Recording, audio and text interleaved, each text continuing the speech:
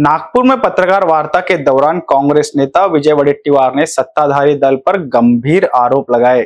उन्होंने कहा कि सुरेश धस द्वारा लगाए गए हत्या की साजिश के आरोपों की उच्च स्तरीय जांच होनी चाहिए, क्योंकि इससे साफ है कि गुंडागर्दी करने वाले अब सत्ता में है।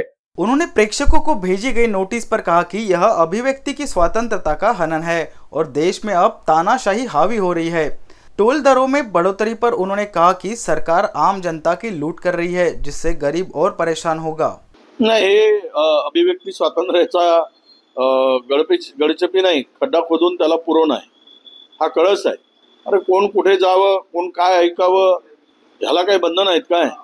तो करमणुकीच्या दृष्टीने गेले, त्याला करमणूक म्हणून सोडून द्यायला पाहिजे। आता प्रेक्षकावर जर नोटीस बजावली आणि त्यांना उपस्थित राहा म्हणून सांगण्याचा प्रयत्न झाला तर मला वाटतं या देशामध्ये, राज्यामध्ये कायद्याचं राज्य राहिलं नाही तर झुंडशाही आणि हुकुमशाहीचं राज्य आहे असा त्याचा अर्थ होतो। महाराष्ट्र की आर्थिक स्थिति पर बोलते हुए वडेट्टीवार ने कहा कि राज्य कर्ज में डूबा हुआ है और आने वाले समय में कर्मचारियों के वेतन देने में सरकार को दिक्कत होगी। उन्होंने मोदी के उत्तराधिकारी पर कहा कि यह भाजपा का अंदरूनी मामला है, लेकिन अगर मोदी को 90 साल तक पद पर रखने का फैसला हुआ है तो उन्हें कोई आपत्ति नहीं है।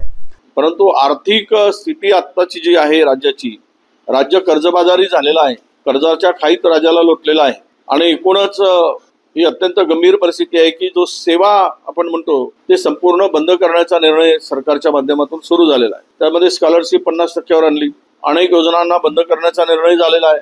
आज आपण आपल्या लक्षात येईल की महाराष्ट्रामध्ये एकूणच कर्ज मोठ्या प्रमाणात असल्यामुळे नवीन योजनांची अंमलबजावणी सरकारला करताच येत नाही। त्यामुळे कर्ज काढून राज्य चालवणं एवढंच आता सरकारच्या हातात आहे। का मला वाटतं की पुढच्या महिन्यामध्ये सरकारला कर्मचाऱ्यांचे पगार देताना दमछाक होईल, ही अवस्था राज्याची आहे। त्यामुळे यांच्याकडून काही नवीन वर्षात फार अपेक्षा बाळगण्यात अर्थ नाही, कारण गडचिरोली सारख्या जिल्ह्यामध्ये 1100 कोटीची कामं झाली आणि 5 कोटी रुपये कंत्राटदारांना दिली। यावरून राज्य कुठे जात आहे? साथ ही में उन्होंने आरोप लगाया कि सरकार उद्योगपतियों का कर्जा माफ कर रही है, लेकिन किसानों को कोई राहत नहीं दी जा रही है। वडेट्टीवार ने मांग की कि किसानों के कर्ज माफ किए जाए और आत्महत्या कर चुके किसानों के परिवार को सहायता दी जाए।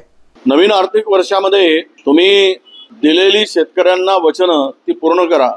या राज्यामध्ये 3000 शेतकऱ्यांनी आत्महत्या केल्यात वर्षभराच्या आत। त्या शेतकऱ्याला वाचवा आणि शेतकरी कर्जातून मुक्त करा, शेतकऱ्याला आधार द्या, अशीच आमची अपेक्षा या नवीन वर्षात असणार आहे।